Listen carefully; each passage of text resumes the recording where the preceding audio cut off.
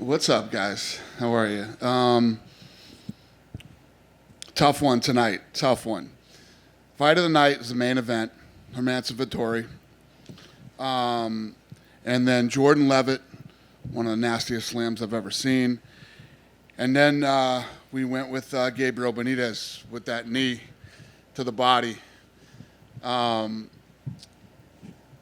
Sure, some of you agree, disagree. What? I got to say Topuria, man. I felt like that guy deserved $50,000 as well. Yeah. So what I'm doing is obviously those guys win 50,000. Congratulations. But I'm going to take care of him, and I'm going to take care of Hill too. So those guys are going to get pretty decent checks.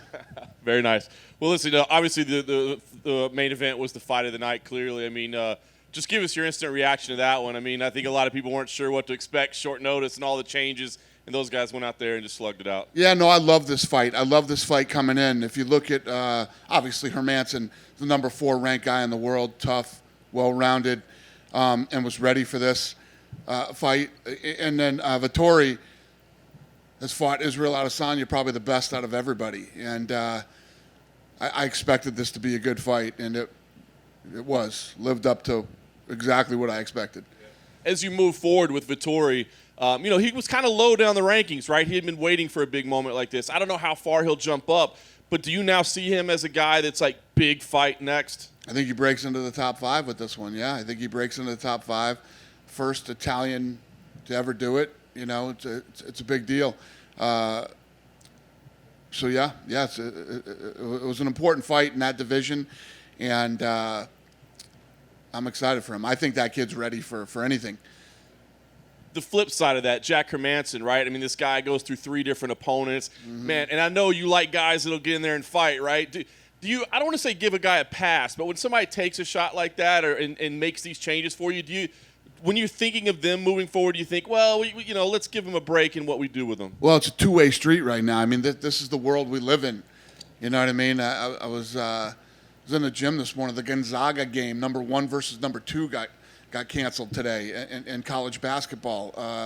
The big game that was supposed to happen on Thanksgiving got pushed back and ended up airing on a Tuesday at 2 o'clock in the afternoon. The Ravens and Pittsburgh, who's undefeated. I mean, the list goes on of all the things that are happening like this right now because of COVID. It's just, we all got to, pun intended, roll with the punches here.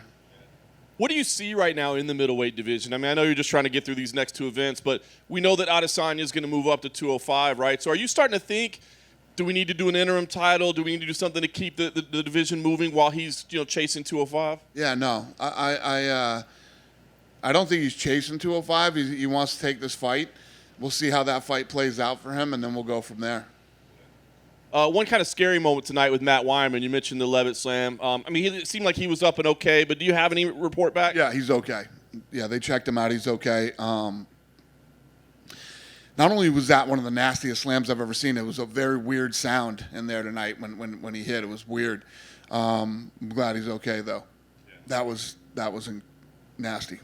We had kind of not to just set you up to tee off on the judges or anything, we had kind of a weird split decision where I think everybody thought, weird. What is this? And it's the same guy that had Paul Felder winning over RDA a couple weeks back. So I guess what was your take on that? And do you ever have conversations with the commission about, like, individual names? Yeah, I don't know how that guy could score that fight that way. I mean, I had a 51-year-old school teacher from Massachusetts that I grew up with who was watching the fight tonight. A woman, 51-year-old woman that I went to school with in kindergarten, text me tonight and go, I don't know shit about these things, but who judged that fight? I swear to God, that's the truth. That's how scary that is. And, it's not good. It's something that the commission needs to stay on top of, and they need to single out and call out people that continually make bad calls, because they're going to fuck somebody's life up. They really are. Today was a great card. It was very entertaining. But, of course, we did have those late scratches. I'm just curious. I mean, obviously this is the world we're living in, right? But what's happening that these guys are testing positive on fight day? Like, how does it? They're testing negative. What is going on? I'm just trying to understand what's happening. Yeah, who knows, man? I have no idea. It's the COVID thing is more rampant now than another friend that I talked to today who lives on an island out in Alaska somewhere where they have a population of less than 4,000 people. Over 40 people have COVID there now, and it's like a big, huge deal. This stuff is definitely spreading. It's when we were first going through this stuff, I didn't know anybody that had it, and then one employee came up with it and then got through it quick. But personally, somebody that I was friends with hadn't had it. It's like everybody's got it. You know what I mean? When people test positive on fight day, I mean, do you look at that as, well, see, the system is working, or do you see it as like, how is this happening on our fight weeks? Yeah.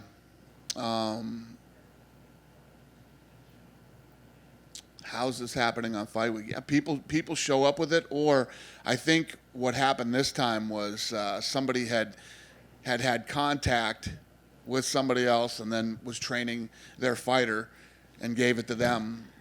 I don't know exactly what the deal was, but yeah, I don't know. Fair enough. Last thing for me, surprise news yesterday with the release of Yoel Romero. Can you explain to us what happened there? Why Yoel is no longer with the UFC? Well, it's not just Yoel. I mean, we're going to go through some serious cuts here at the end of the year. Probably going to have 60 cuts coming up before the first of the year. And Yoel is lost 4 of his last 5. He's 44 years old. Our roster is very inflated right now. So we're going to have some big cuts coming before the end of the year. You're going to see a lot of names going here in the next several weeks. So with Yoel, it's that simple. I mean, I think people were saying, was there some weird negotiations happening, or was there something with USADA or anything like that? Nothing like that. No, we're just literally starting to go through the list, and he's 44. He's lost 4 of his last 5, and these are the tough decisions you got to make. So Dana, I know you don't like to make fights on Fight Night and stuff, but in his post-fight interview, Vittori said he wanted to fight Paulo Costa next. I wonder what you think of that fight.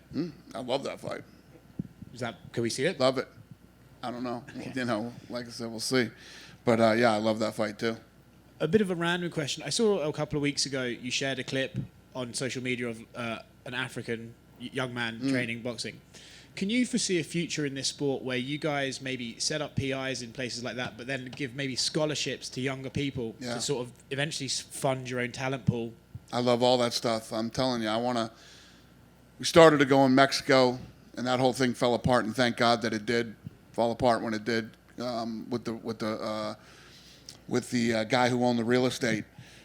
And because then COVID hit right after, so I want to put this thing obviously behind me. But I want to do Mexico, couple in Mexico, Puerto Rico, Africa, and there's a couple other places we're looking at right now. But yeah, I'm going to pop these things up.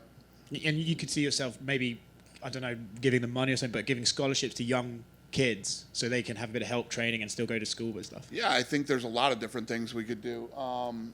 Yeah, I love it. Cool. That's my plan. Nice. And just an update on the UFC hotel. You guys are you still planning to build that? Mm-hmm. Yeah, that's still happening. Yeah. Cool. With that, I don't know if you've got this far ahead in planning, but would fighters just be allowed to come and stay there for free and train at the PI? Yeah, that's what it would be. It would be to bring our fighters in, to stay and whether it's training or fight week or whatever it might be. And I don't know how financially it's all going to work, but I was going to say, because otherwise they'll just move in. We're figuring that out. Cool. Thanks, Dana. Hey, Dana. Hey. How you doing, mate? What's up, buddy? How are you? Killer card once again, man. Thank you. Appreciate it. A little bit of a thought-provoking question to start with. I'm a big fan of your mindset, and now we have the ability to play with some hindsight. I am curious to know, if you could go back to the start of 2020 and give yourself some advice, what do you think that would be? Well, like I said, some of the things fell our way and kind of worked out for us. Some deals that we had going on, and like I said, the PI, thank God that the land fell through on that deal. I don't know. I don't know if there's anything that I would do differently at the beginning of 2020, knowing what I know now. We got through it pretty well. We did a good job. I mean, I would have reinforced myself. Don't be afraid to fight through this thing and go, and do not listen to the media. Whatever you do, do not listen to the media. They're awesome. There's so many amazing athletes coming out of the UFC at the moment and showing why they deserve to be here. I'm curious, what do you think is the most competitive division at the moment? The most competitive. Listen, 55 is always nasty and tough. Our featherweight division is looking good. Bantamweight division is looking awesome. That thing's all revamped and you gotta love the middleweight division. I don't know if I can't answer your question which one I think is the toughest, but not too long ago, it was a few weeks ago, we were all lined up that if everything went right, like the champ was fighting the number one contenders, and you had all these guys in the top 5 fighting each other, and for all the negative things and bad stuff that's happened this year has played out pretty well for us. Yeah, for sure. Thank you very much for your time. Thanks. Dana, this way. Daniel Cormier, even John Jones when he was in Albuquerque, everyone has spoken about these leg kicks from Gabriel Benitez. What do you think about his performance tonight? I mean, Benitez, he had the knee, but his left leg was like amazing. Like he was doing so much damage. Yeah, no, he looked incredible tonight. And the thing was too, in the decision making to give him the bonus, the guy who he fought was very, very good, very real guy, and a very tough test, and he looked incredible. His second fight in lightweight, you see him developing better than what he did in the featherweight. What's that? It's his second fight in Yeah. lightweight. Do you see him developing better than what he did in featherweight? Yeah, I mean, what he landed tonight, when you stop a guy with a knee to the body, the way that he did, it's impressive. And now that we know the suspension for from Jair Rodriguez, he's available to fight in March. Are you gonna have Sabit wait for him, or is there a chance that the Russian get another fight? I don't know. I don't know what we're going to do about that. Right. Yeah, thank you. Thank you. Good, guys? Have a good night. Thanks.